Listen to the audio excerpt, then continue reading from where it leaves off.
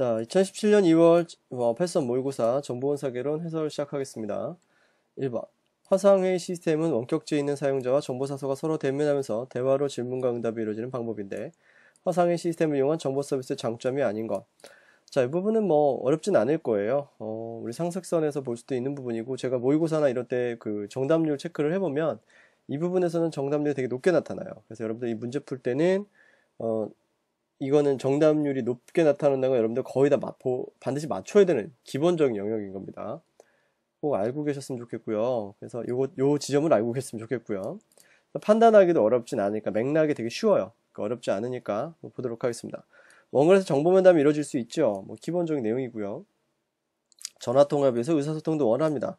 상대방의 얼굴을 보고 상대방의 지금 상황이 처해 있는 상황과 함께 볼 수 있기, 대화를 할 수 있기 때문에 고려가 가능하고요. 어떤 상황에서 저 사람이 통화를 하는구나에 대한 기본적 고려가 가능하고요. 요건 3번 같은 경우 해석이 좀 애매할 수 있는데, 다른, 전화 통화나, 이메일이나 채팅이나 이런 거에 비해서라기보다는, 다른 서비스 운영에 비해서 비용이 생각보다는 싼데, 이런 정도의 뉘앙스의 멘트예요, 이게. 비교적 저렴한 기술로 서비스 운영이 가능하고. 그래서 근데 이상한 데라고 생각할 수도 있지만요. 4번이 완전 말이 안 돼요. 면담 전 이용자에 대한 사전조사가 가능하다. 이게 가능한 거는 사전조사가 가능하다 할 수 있는 거는 뭐만 가능한 거죠? 이용자 파악. 이건 웹폼에 대한 내용이죠. 웹폼에 대한 내용이기 때문에 틀린 내용은 4번이 되겠습니다. 어렵진 않은 부분이니까요. 다시 여기서 보시면은 화상회의 파트 정답은 4번이 됩니다. 이게 단점에 대한 것들도 우리 상식선에서 어렵진 않으니까 됐고요. 어느 부분 좀 조심하시면 좋냐면요. 별도 공간 필요하다. 이 지점 좀 조심하시면 좋을 것 같고요. 그 다음에 요 말도 동시에 같은 화면 같은 대상을 보면 설명이 어렵다. 이 말도 마찬가지예요. 그러니까 화면을 보는 것이지 서로 간의 얼굴을 보는 거지 두 얼굴이 다른 곳을 볼 때는 서로 같은 곳을 볼 수가 없다는 얘기입니다. 그 지점. 이건 교재에도 나와 있는 멘트를 그대로 넣었으니까 교재를 보는 부분은 좀 생략할게요. 찾아서 위치만 알려드릴까요? 잠깐만요. 요거는 위치를 알려드리려면은 잠깐 검색을 해보겠습니다.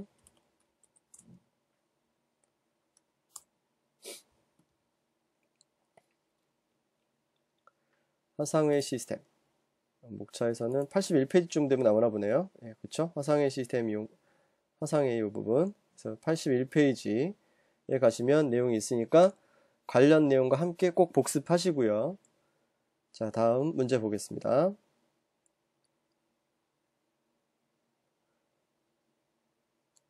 2번. 정보봉사의 평가에 대한 설명으로 바른 것은?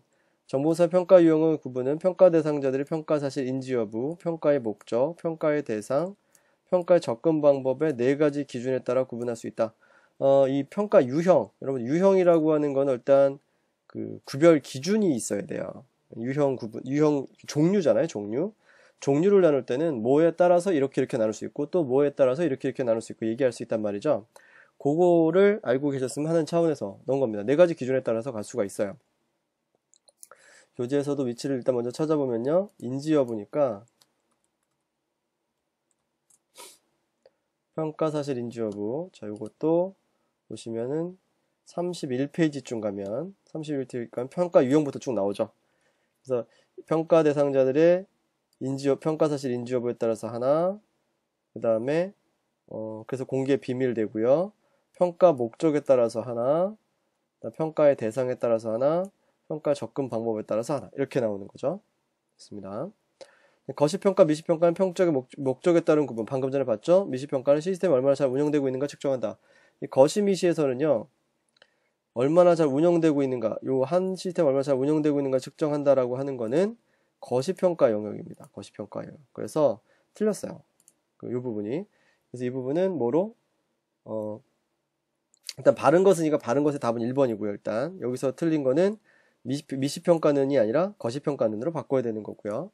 또 설문조사법은 빠른 시간에 광범위한 영역에 걸친 조사가 가능하며 양적인 평가 방법으로만 사용된다.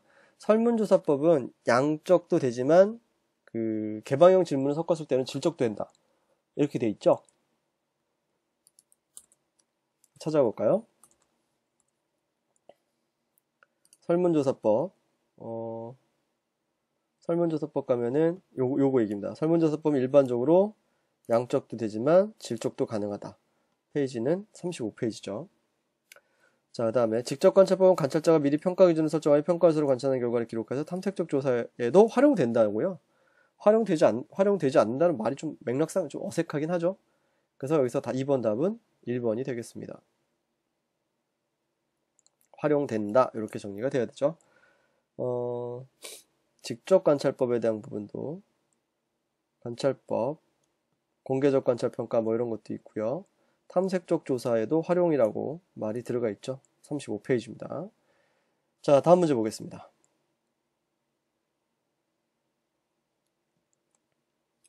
3번. 다음 이용자 교육의 방법과 설명이 틀린 것은? CAI 교육은 전통적인 강의식 교육을 위한 보조도구로서 컴퓨터를 이용하는 형태이다. 이것도 우리 강의 후 견학, 강의에 대한 보조도구. 그래서 이 이용자 교육 방법의 가장 코어에는 뭐가 있냐면 강의가 있어요. 이용자 교육 방법의 가장 코어에는 핵심에는 강의가 있기 때문에 이거 꼭 기억해 주시고요. 기억해 주시고 그 강의에 대한 보조도구로 CAI가 자주 쓰입니다. CAI 하나 더 알아두셔야 될 거는 얘는 개별 교육에도 사용됩니다. 그러니까 지금 우리 보고 있는 CAI나 그 단체 교육과 개별 교육 있잖아요. 개별 교육과 고육이란다. 죄송합니다. 교육, 단체 교육 이렇게 되는데 단체 교육의 방법 안에 강의, 견학, 시청각, 그 다음에 CAI가 있단 말이에요. 근데 이 CAI가 뭐랑 연결되냐면 이거는 개별 교육으로도 활용될 수 있음이에요. 개별 교육으로도 활용될 수 있는 게 있다. 이게 이제 CAI에 대한 기본 내용이 됩니다. 아시겠죠? 요 계층을 좀 알아두시면 좋고요. 참고로 알아두세요. 자, 그 다음에 시청각 교육은 교육자와 학생간 적절한 피드백이 활성화된다. 이 피드백에 대한 부분 시청각 교육의 단점에 들어갔었던 거죠. 피드백이 어렵다. 그래서 여기서 내용을 보시면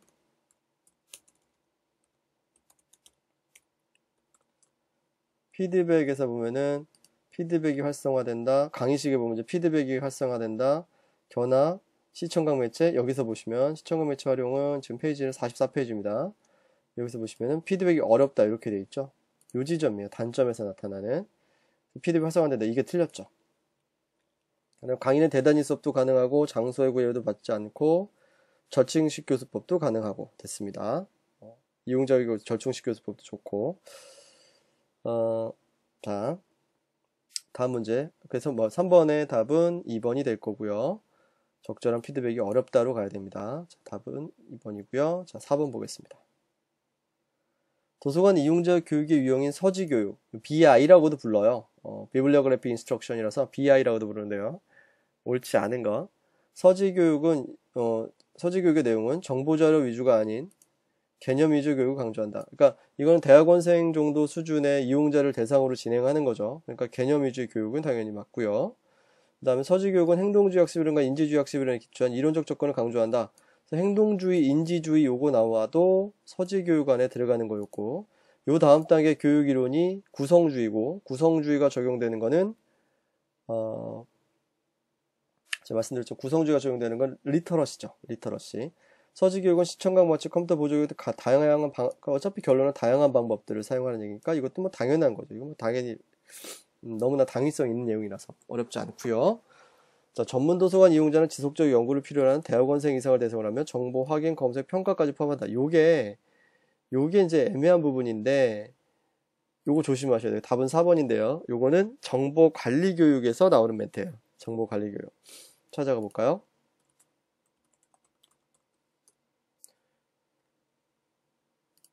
정보관리교육, 이용자교육 41페이지 정보관리교육 가면은 지속적 연구활동이 요구되는 전문도서관 이용자나 대학원생을 대상으로 하고 그렇죠?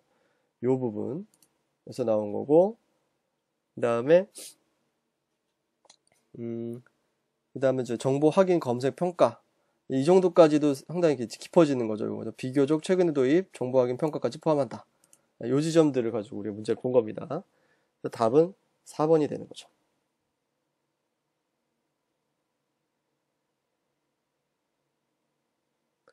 정보관리교육 이렇게 보시면 되고요. 방금 전에 봤던 거, 그죠? 요 부분 우리가 봤고요. 그 다음에 요 부분 봤습니다. 그러니까 지금 서지교육하고 정보관리교육이 섞여 있으니까 좀 어렵고, 최근 들어 정보관리교육을 이야기하지 않고, 최근 들어 책에는 이제 정보관리교육 말고 리터러시를 넣은 책도 있다고 수업 때 말씀드렸어요. 꼭 기억해 주세요. 리터러시도 이 자리 정보관리교육 대신에 리터러시가 들어간 책도 있습니다. 서지교육 다음에요. 자, 다음 문제 보겠습니다. 문헌 배달 서비스를 제공하는 상업적 원문 제공 기관과 서지 네트워크 연결이 틀린 것. 자, 한번 볼까요? 자, BLDSC. 요거는 상업이죠. 상업. PQDT 상업, 인젠타 상업, NTIS 상업. 이거 다 상업 맞아요. 근데 여기 보면 OCLC 서지 네트워크, 캐리스 서지 네트워크, DBP야. 요거 상업이죠. 그 다음에 코사. 요거 서지 네트워크입니다. 그러니까 지금 잘못 들어가 있는 건 틀린 거 쓰니까 연결을 둘째치고 틀린 지점에 해당하는 게 바로 3번에 해당하죠. 3번이죠. 뭐 이거 어렵지 않았던 문제고요. 하나 더 조심하실 건이 코사 같은 경우가 옛날에 광주과학기술원에서 제공하는 ASP 시스템을 제공하다가 최근 들어 광주과학기술원에 이제 ASP 서비스를 중단했어요. 중단해가지고 이 회원 기관들이 컨소시엄 이렇게 같이 업체를 선정을 해가지고 다른 이젠터치인가요? 아이젠터치인가 하는 곳으로 이제 업체를 바꿨습니다. 그래서 근데 하지만 코사가 없어진 건 아니에요. 한동안 그 홈페이지가 잠깐 이제 사라졌다가 다시 나타났는데 코사 홈페이지가 아직 살아있고 현재 살아있고가 아니라 아직 코사는 지금 현재 서비스가 유지되고 있습니다. 그러니까 없어진 게 아니에요. 조심하시고요. 그래서 답은 뭐 단순하게 봐도 되니까요. 3번입니다. 3번. 여러분들 이 상업적 서비스 기관하고 서지 네트워크 요거 조심하셔야 될 부분이 하나 더 있는데 일단 BLDSC 브리티시 라이브러리에서 상업적 원문 제공 기관을 운영한다는 것도 좀 색다르다라는 거 하나랑 키스티 부분은 NDSL이 나오고 NDSL이나 뭐 이런 거 나오면 서지 네트워크 쪽에 또 배치가 되어 있고요. 또 키스티 DDS 이렇게 하게 되면 또 상업적 원문 제공 기관에 들어가 있기도 하고 뭐 합니다. 그래서 우리가 착각하는 게 뭐냐면 서지 네트워크라고 하는 것이 상업성이 있는가 없는가를 따졌을 때 어떻게 봐야 될 것인가예요. 근데 서지 네트워크는요, 비영리성만이 있는 것은 아니에요. 이 대표적인 데가 어디냐면 칼이에요. 칼은 상업적 서지 네트워크입니다. 나이트라이더라는 회사가 인수하면서 상업성도 가지게 되었고, 그 다음에 칼은 서지 네트워크이기도 하거든요. 그러니까 상업성과 서지 네트워크이라 해서 상업성을 띄어서 안 된다. 또 상업적 원문 제공이라는 것과 서지 네트워크 이렇게 상호배타적 개념은 아니다. 등에 대한 그래도 좀 유연한 생각을 좀 하실 필요가 있어요. 좀 알아두시면 좋을 것 같고요. 그래서 답은 3번이고 주의해서 알아두셨으면 좋겠습니다. 그런 맥락에 대한 참고를 하셨으면 좋겠어요. 자, 6번 볼까요? 다음 설명 중 바른 것끼리 묶은 것. 자, 이용자에게 다양한 접근점을 제공하는 색인, 초록, 목록, 서지 등은 대용물이라 한다. 우리 대용물, 요약물, 편집물 이런 거 봤었죠? 편집물. 그래서 대용물, 요약물, 편집물, 우리 참고정본에서 여기서 봤던 것들입니다. 대용물, 요약물, 편집물.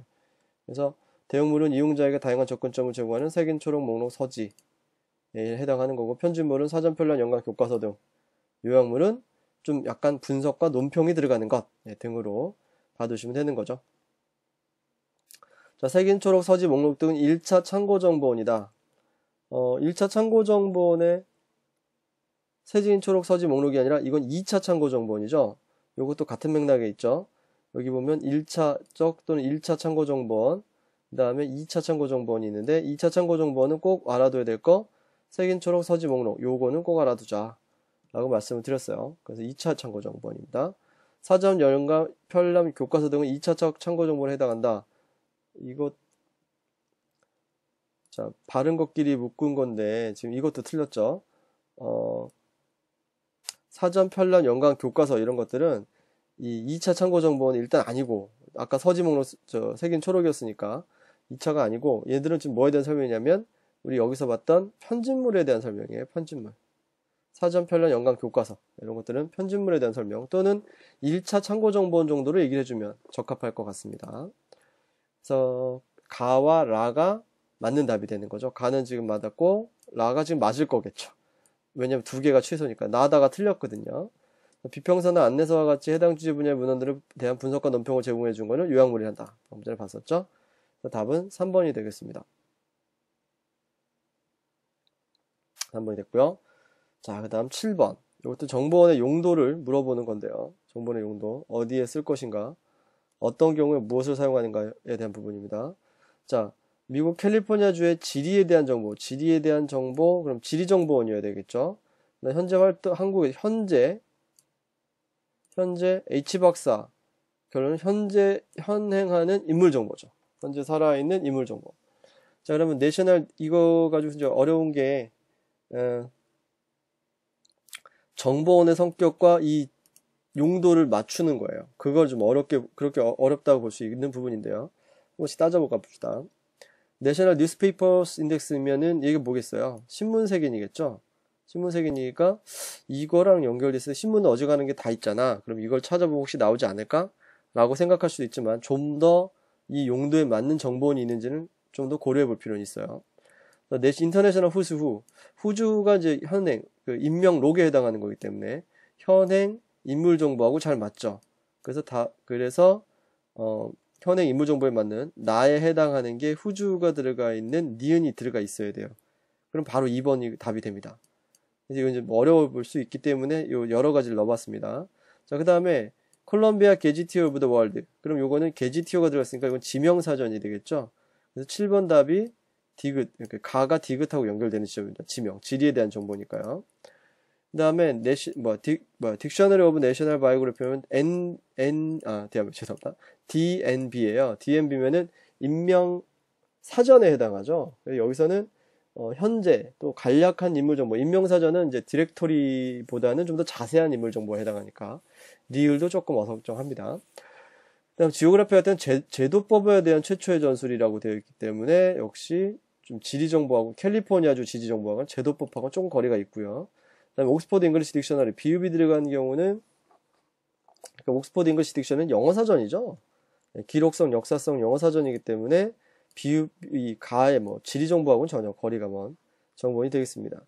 그래서 답은 2번이죠. 그래서 신문 기사 세계 뉴스페이퍼스 인덱스니까 신문 세계인 거고요. 그 다음에 인터내셔널 후즈오니까 세계 인명록. 그 다음에 콜롬비아 게지티 오브 더 월드예요. 오브 더 월드 이게 포인트죠. 그러니까 세계 지명사전에 해당할 거고. 그 다음에 DNB죠. 상세한 인명사전이에요. 근데 아까 봤던 거는 간략한이었죠. 상세한 인명사전에다가 방점이 되고요. 이건 제도법과 관련된 거. 그 다음에 요거는 언어사전. 그 다음에 그 채택한 주의는 기록성, 역사성에 해당하는 거. 그래서 용례주의를 따진다. 라고 봤었던 겁니다. 자, 그래서 답은 2번 했고요. 자, 다음 문제 보겠습니다. 8번. 여기 있는 정보원들에 대한 설명은 좀 어려워요. 어려운데 앞에 있는 거랑 살짝 겹치는 것도 있고 요거 같은 게 겹치죠. 한번 학습 차원에서 좀 넣어보기도 했습니다. 볼까요? 방금 전에 봤던 내용 중에 아는 것과 같이 있으면 되는데 답은 일단 4번입니다. 먼저 여러분 대부분 다 알고 계실 테니까. 자, 올메닝 오브 페이머스 피플. 이게 이제 페이머스 피플, 올메닝 오브 페이머스 피플은 제가 조심하자고 말씀드렸던 인물 색인의 인명 어떤 색인에 해당하는 건데요. 보면은 BGMI, 바이오그래피 인덱스 요거 둘은 제가 대비로 많이 말씀을 드렸어요. 근데 올메닝 오브 페이머스 피플 요거는 좀 어려웠을 수 있었을 수도 있습니다. 왜냐면 자, 일단 이거 왜 넣냐면요. 올메넥 요거는 매년 나오는 거죠. 그러니까 매년 나오는 거니까 이거는 영감이지 인명색인하고 안 맞지 않아? 이렇게 생각할 수 있단 말이죠. 근데 또 그렇게 되면 이건 매년 나오는 거니까 기본적인 성격이 우리 디렉토리 그렇죠. 인명록적 성격에 가깝다 이렇게도 볼 수 있겠죠. 그러니까 왔다 갔다 한단 말이죠. 이게 왔다 갔다 할 수 있어요. 이게. 하지만 역사적 인물과 현존 인물을 같이 수록하고 있고 매년 갱신되는 현재 인물도 수록해야 되니까요. 매년 갱신되는 인명색인이다. 지금 보면 여기 이게 이 위치가 전기색인, 그렇죠? 인물색인 이쪽이라는 얘기죠. 139에서 140페이지에 걸쳐서 나오는 부분이에요. 이게. 그거를 좀 알아두셨으면 이거 주의하자는 차원에서 넣어봤습니다. 요거는 시험에 지문에 나왔을 때 가장 헷갈릴 거예요. 제가 보기엔. 그래서 중소규모 도서관에 자주 요구되는 인물에 대한 안내 자료. 그래서 인명색인. 그쵸? 자, 커런트 바이오그래피. 누가 뉴스에서 유명한가를 넓은 범위에서 인물에 대한 읽을만 하고 객관적이며 사례 깊은 전기적 논평을 제공하는 것. 이 커런트 바이오그래피도 여기 있죠. 똑같은 말이 여기 들어가 있죠. 제가 넣어놨습니다. 똑같은 말. 자, 현존 인물 정보에 대한 내용. 그 다음에 캠브리지 바이오그래피컬 인사이클로피디아. 요거는 인사이클로피디아란 말이 나오면 얘는 분명히 뭐냐면 상세한 인명사정이에요. 비블리오그래피컬이 있으니까 이것도 인명사전이긴 하다는 거 알겠죠? 단권으로 된 인물 정보로서 잘못이 거의 없는 매우 유용한 사전이라고 평가받아요. 평가받고 있고요. 이제 보통 여기죠, 여기. 교재에서 뽑아냈던 부분들입니다. 그 다음에 지오그래피아. 이거 아까 제도법에 대한 최초의 전술이라고 했었죠. 최초의 과학적 지명사전, 당대 알지 모든 지명을 검색할 수 있다. 이게 틀린 거죠. 당대 알지 모든 주요 지명 목록을 포괄하고는 있으나, 최초의 과학적 지명사전, 이렇게 얘기하진 않아요. 그러니까, 이 부분에서는 학습 내용으로 이 지오그래피아에 대한 걸 조금 더 보시면 좋은데, 여기 해설을 보시면, 제도법에 관해서 논술한 최초의 과학적 저작, 여기까지가 맞죠. 설명을 좀 어렵게 집어넣은 겁니다. 지명 목록을 포괄하고는 있어요. 하지만 이것도 프톨레마이오스가 만든 거기 때문에 옛날 거예요. 이거 상당히 과거 정보원입니다. 정보원으로서도. 이름 좀 알아두세요. 자, 다음 문제 보겠습니다. 자, 9번. 다음 보기의 설명 중 벨킨의 에스크 이론에 대한 설명으로 바른 것. 자, 이제 벨킨 에스크까지 갔네요. 자, 센스는 개인이 어떤 상황에 직면해서 나타나는 주관적 지각을 만드는 과정을 말한다. 이거 센스 메이킹 나오면 센스죠, 센스. 이건 센스 메이킹에서 나오는 개념이죠. 이게 더빈 얘기라는 거죠, 더빈. 개인의 정보 추구를 인지주의 관점에서 바라본다. 인지주의 관점에서 바라본다. 이런 것도 인지주의 관점에서 바라본다 이 말은 없고요. 더빈으로 구성주의로 바꾸면 말이 맞죠. 더빈으로 해서 구성주의로 바꾸면. 정보는 정보를 필요로 하는 사람들에게 의미가 있는 주관적 상물이다. 이 말 자체가 더빈의 말이죠. 정보의 어떤 논제 또는 상황 관련해서 이용자의 불완전한 지식 상태, 이 불완전한 지식 상태가 에스크 상태라고 얘기를 하는 거였죠. 그래서 답이 4번이 되는 거죠. 정리를 해보면 이제 이렇게 되는데, 특히 조심하셔야 될 거 여기서 더빈은 아까 인지주의 관점으로 되는데 구성주의 관점에서 바라봐요. 2번이 더빈에 대한 설명이 아니라 2번을 이렇게 수정해야지 더빈에 대한 설명이 됩니다. 그거 좀 주의해 주세요. 혹시 그냥 있는 대로 외워버리면 안 됩니다. 문제 수정해서 맞게 해서 외우셨으면 좋겠어요. 그리고 에스크 이론에 대한 위치, 교재 위치를 보면은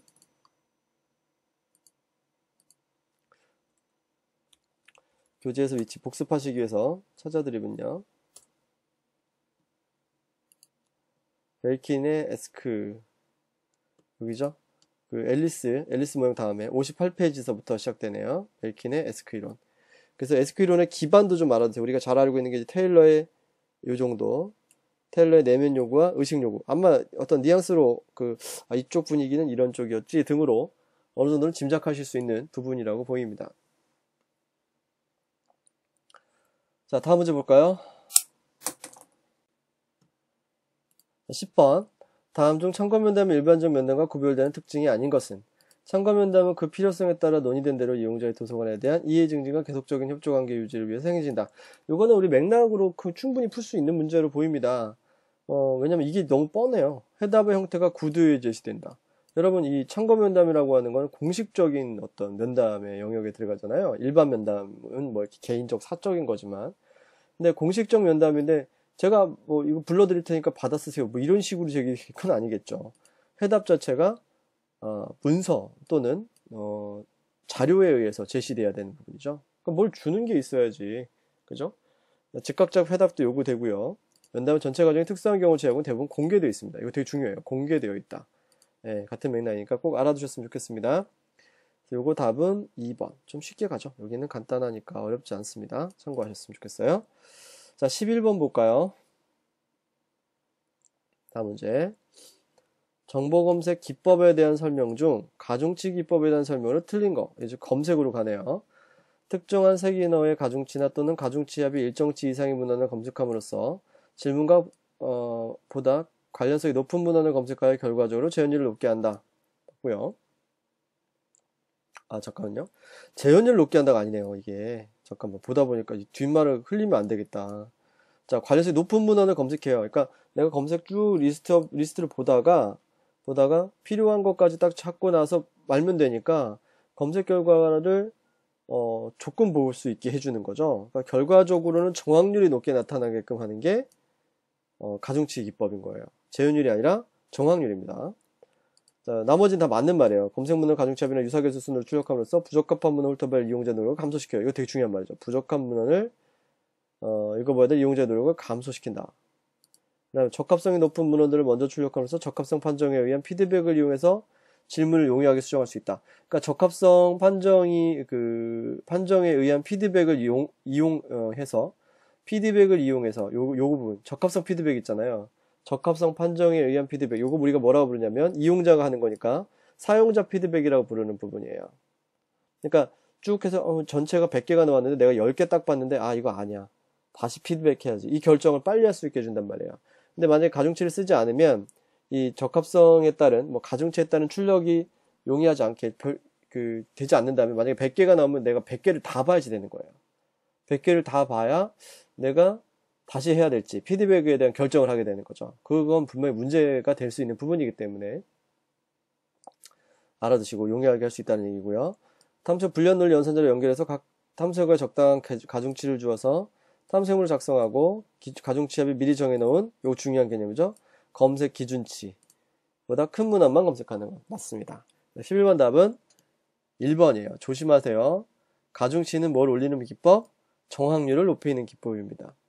정확률 향상, 재현율 향상 이런 말들 있잖아요.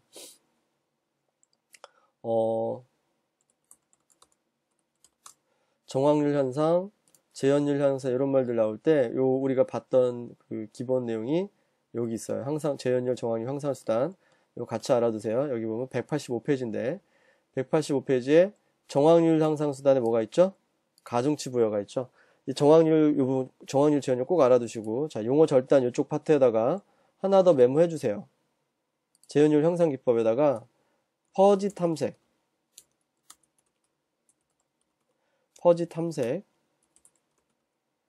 탐적 안 쓰여지네요.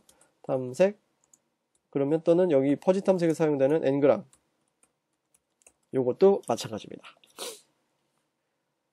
자 됐고요. 정확률을 높게 하는 기법입니다.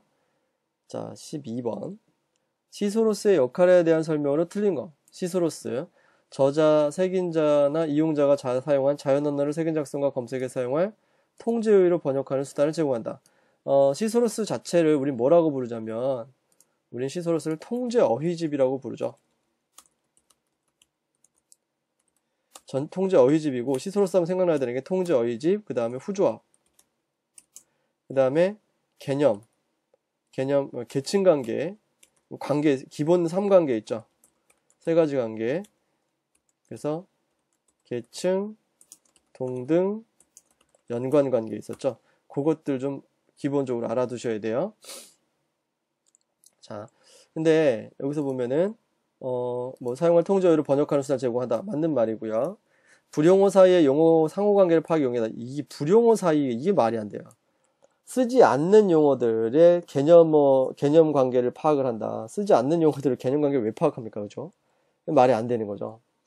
그래서 불용어 사이의 용어 상호관계가 해당하는 게 아니라 이건 디스크립터, 우선어 사이의 상호관계 파악인 거예요. 그 3관계, 이 상호관계 이 3가지가 바로 여기 이 부분 있죠? 이 부분이 그겁니다. 분류표 주정표에 들어 색인어휘를 제공하는 통제어휘집의 일종. 방금 전에 통제어휘집 말씀드렸고 탐색 보조 도구도 됩니다. 답은 2번이고요. 여기서 2번에서 불용어라고 하는 말을 우선어 또는 디스크립터로 바꿔주셔야 됩니다. 자, 다음 문제 볼까요?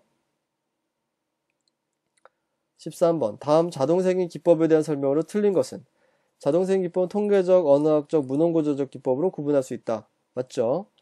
3가지로 볼 수도 있고 통계와 비통계 이렇게 넣고 비통계를 언어학적 기법과 문헌구조적 기법 이렇게 나눠볼 수도 있어요. 불용어 제거 기법은 문헌구조적 기법이 아니라 우리 이 내용 보시면 아시겠지만 표를 보시면 해설에 있죠. 표를 보시면 아시겠지만 불용어 제거는 언어학적 기법에 들어가는 거죠. 불용어 제거는. 교재에서 다시 한번 찾아드릴게요. 자, 다음에 단서 기법, 됐고요. 자, 다음. 문헌구조적 기법, 문헌 속에 단어가 나타난 위치, 그러니까 문헌상의 위치, 구조상의 위치에서 뽑아내자. 이 소리입니다. 단서 기법은 결론, 결과, 요약 등과 같은 문헌의 주체를 추격적으로 표현해주는 특정한 의미의 단어를 찾아 이러한 단어가 출현한 문장 속에 함께 출현한 단어들을 색인하는 방법. 됐습니다. 그래서 일단은 여기 잠깐 찾아보면요. 확률 색인.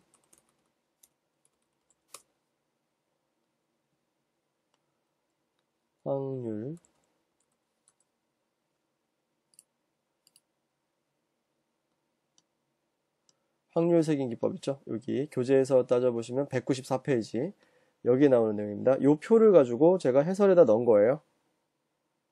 해설에다 넣은 게 요 부분이죠. 답은 2번입니다. 자, 다음에 다음 문제. 다음 중 로트카 법칙에 대한 설명으로 틀린 것. 로트카 법칙, 요거는 계량정보학 쪽 개념이죠. 계량정보학 쪽 개념으로 저자수와 저자들이 발표한 논문수와 일반화된 법칙을 발견했고 모든 기고자 중에서 N편을 기고한 저자의 수는 약 60%다. 여러분 이제 이 부분 알아두셔야 되는데 기본 컨셉 중에 하나가 쉬운 일은 많은 사람이 할 수 있고 어려운 일은 적은 사람이 한다요. 이런 식으로 생각하시면 돼요. 적은 사람. 소수의 사람이 한다. 논문 한 편 쓰는 일은 쉬운가요? 어려운가요? 논문 한 편 쓰는 일은 쉽죠. 그렇기 때문에 한 편의 논문을 쓴 사람이 많아요. 그래서 이쪽이 60%입니다. 이쪽이 60%. 어려운 일은 적은 사람이 한다. 어려운 일은 여러 편 쓰는 거죠. 그 나머지인 거죠. 40%대가 2편 이상 쓰는 거예요. 네, 그 지점이에요. 그래서 요거는 요런 말로 좀 정리해 주시면 좋을 것 같아요. 그래서 쉬운 일은 많은 사람이 할 수 있고 어려운 일은 적은 사람이 하죠. 그러니까 N편을 기고한 저자의 수라고 얘기할 수가 없는 거. 이게 N편을 기고한 저자의 수가 아니라 한 편을 기고한 저자의 수가 됩니다. 그래서 로트카 법칙 알아두셨으면 좋겠어요. 꼭 중요하고요. 이거는 아마 부록에다가 넣어놨을 겁니다. 로트카 법칙, 저자 생산성 법칙으로 387페이지 가면 나옵니다. 요 지점이죠. N편의 논문을 기고한 저자의 수 약 M제곱분의 1이 되고 그 다음에 모든 기고자는 한 편만 기고한 저자 수는 약 60%다. 여기서 봤었던 지문입니다. 그 다음에 요 방금 전에 봤죠? 비교적 소수의 저자들이 많은 저서를 내고 전체 저서의 상당 부분이 그들의 저서가 차지한다. 일단 요 정도로 일단 받으셔도 됩니다. 자, 다음 그래서 해서 답은 뭐 이제 봤던 내용이죠. 자, 2번이고요. 다음 문제 보겠습니다. 다음 중 브라우징에 대한 설명으로 바른 것은 브라우징은 시간 소모적이고 집중된 행동이 아니므로 이용자가 혼란스럽게 될 가능성이 있다. 맞고요. 브라우징 자체가 어떤 목적성이나 이런 것이 뚜렷하지가 않잖아요. 그렇기 때문에 효율을 추구한다 이런 말하고도 거리가 먼 동네예요. 우리가 그냥 도서관에 서가지고 이렇게 별 생각 없이 이렇게 뒤적거리다가 뭔가 발견하는 거 이런 게 이제 그 기본적인 내용이지, 그렇죠? 그래서 성능 개선 장치도 없어요. 이론적으로 이용자가 끝마치지 않으면 계속될 수도 있어요. 왜 그래? 이건 효율 추구 방법이 아니거든요. 그렇죠? 자, 근데 브라우징의 정확성은 과정이 길어질수록 증가되는 경향. 이 브라우징은요, 인지적 부하가 큽니다. 자, 인지적 부하가 크기 때문에,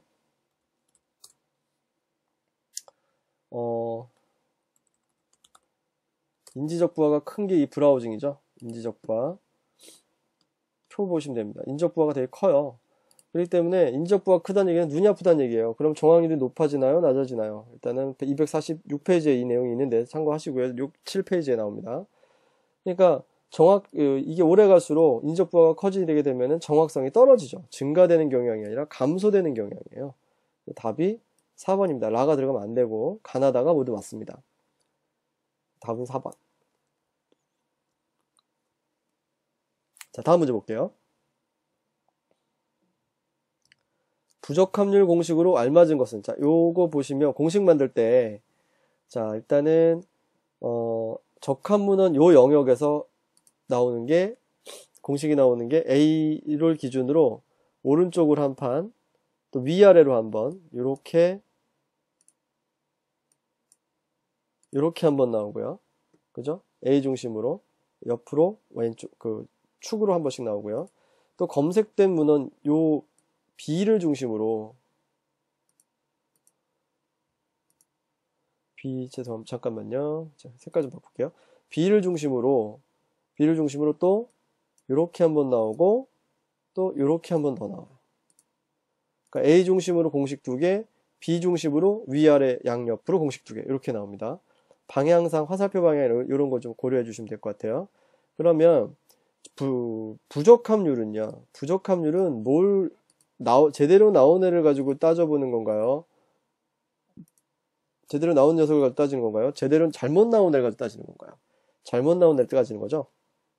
그러면 이 B의 영역, 잘 나온 애는 A의 영역이고 A 영역으로 가지고 따지는 거고요.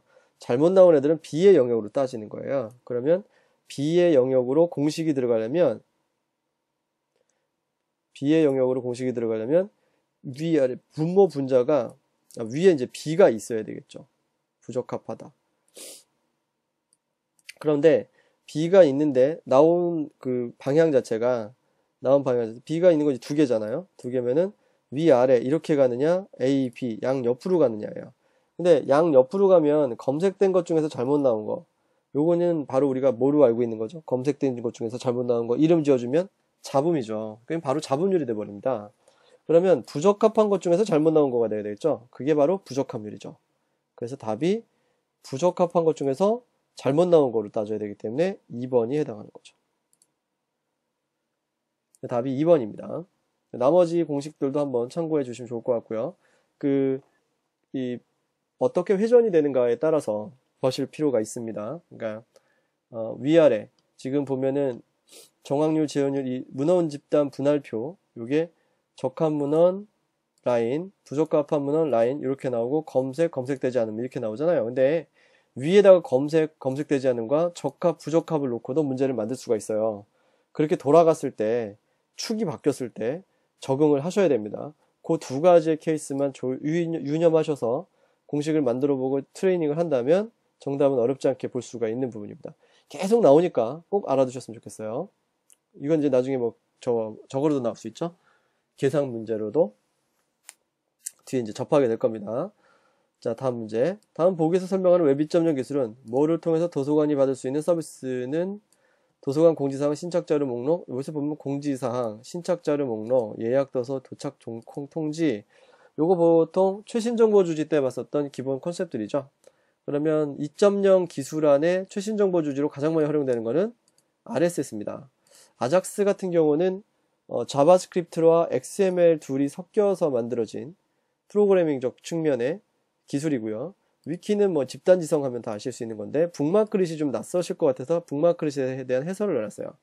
이게 뭐냐면 자동으로 북마크에다가 등록 시켜주는 기술입니다. 그러니까 어떤 홈페이지에 가면은 시작 페이지로 설정 이런 걸 갖다 홈페이지에다가 걸어놓는 것들 있죠. 그게 이제 북마크릿이라고 하는 거예요. 이용자가 가장 편하게 사이트를 이용할 수 있도록 해주는 그런 내용이라고 보시면 될 것 같아요. 그게 이제 2.0의 기본 컨셉이다. 다음 18번. 다음은 인포메이션 커먼스에 대한 설명으로 틀린 것. 이용자의 기술적 도움뿐만 아니라 전문적 연구에 대해서 도움을 제공한다. 사회적 상호작용과 협동학습에 초점을 맞춘 개념. 북미 도서관 중심으로 1990년대 초반 등장. 자, 이건 맞는데요. 4번이 틀렸어요. 공공도서관에서 대학도서관으로 파급되고 있다. 이게 아니고요. 거꾸로요. 이게 대학에서 시작했어요. 대학에서. 인포메이션 커먼스 내용 잠깐 보겠습니다. 교재 위치 한번 찾아볼게요.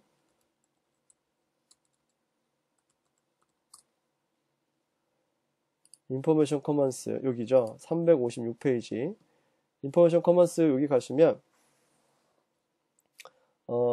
이런 표현들이 나와요. 북미의 대학도서관을 중심으로 1990년대 초반에 등장을 했어요.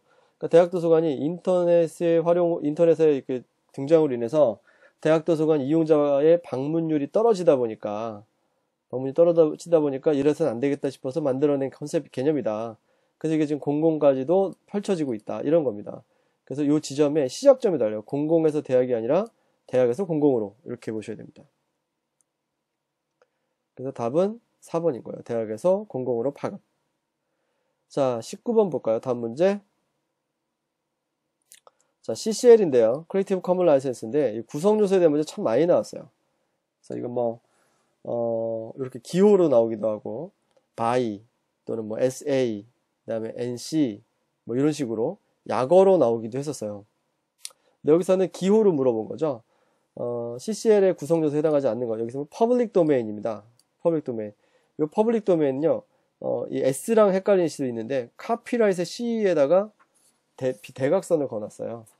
카피라이트 C에다 대각선을 그어놔서 자, 보면 이게 퍼블릭 도메인이고요. 이건 누구든지 자유로이 복사하거나 개작 수정할 수 있게 해주는 것. 예, 그래서 요 말을 읽어보시면 되는 겁니다. 퍼블릭 도메인. 그러니까 CCL 같은 경우에는 조건부 이용 허락이에요. 요 조건을 지키면 내가 허락해주겠다. 이용할 수 있게 해주겠다. 이런 논리인데 이 퍼블릭 도메인은 열심히 가져가서 써도 된다.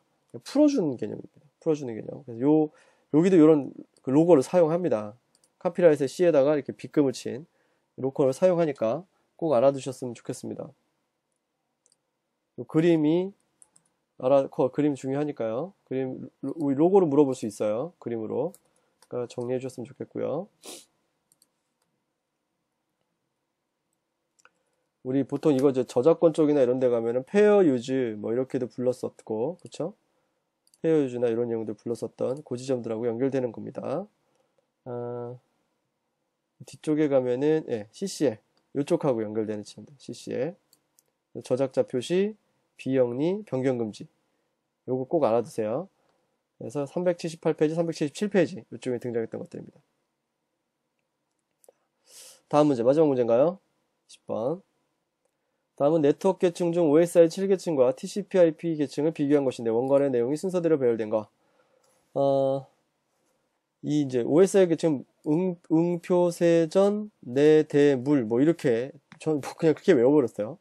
응표세전 내대물 이렇게 돼 있는데 이제 팁 하나, TCP와 IP가 들어가는 위치를 알아도 어렵지 않고 일단 시작점 자체가 응용 프로토콜, 응용 계층인 건 다 알 수 있으니까요. 그래서 TCP는 그 트랜스포트 계층, 전송 계층이죠. 그 TCP/T가 트랜스포트다. 그러면 전송 계층이구나. 두 번째 바로 알 수 있겠다 싶었던 거예요. 두 번째 이렇게. 그 다음에 네트워크 계층은 IP는 네트워크 계층이야. 이렇게 외우셔야 되는 거고요. 그래서 이 암기법을 했었죠. TCP는 전송 계층이지. 그랬더니 IP 네 이렇게 대답하자고. IP 네 네트워크 계층 이렇게 외우자고 했었었는데요. 이미 외웠으면 됐고요. 아니면 말고요. 자, 그래서 요거는 이렇게 정리를 하시면 됩니다. 2번이고요. 교재에서 따져가 보시면은 교재에서 따져가시면은 전송계층 TCP/IP 쪽 여기에 우리가 볼 수 있는 게 이쪽이죠. 요 부분입니다. OSI 7계층 모델과 그 다음에 요걸 갖다가 TCP/IP 중심으로 단순하게 만든 게 이제 요거예요. TCP/IP 4계층 모델 여기랑 연결시켜서 받으시면 됩니다.